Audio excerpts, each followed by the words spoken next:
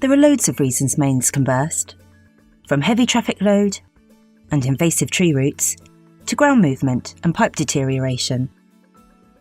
Some of our pipes have been in the ground for more than 80 years, so it's no surprise they've started to feel the strain. Whatever the reason for the burst, our first thought is always, how can we get the water back on? And we don't always have to fix the main to do this.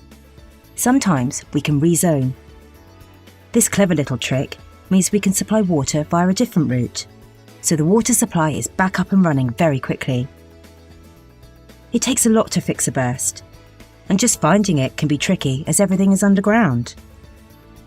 The best way to do this is by listening to the main, which is a skill that takes time and dedication to master. Once we've found it, we need to make the site safe, and then the digging can begin. Digging down to the mains is always a difficult job. They're often in the same place as other utilities, like sewers, gas mains, broadband, cable TV, street lighting, or electrical cables. So often we will hand dig to avoid any more disruption. Once the broken part of the main is exposed, we need to pump water away to get a clear view. Normally we can fix a break by fitting a collar, or by cutting out and replacing a section.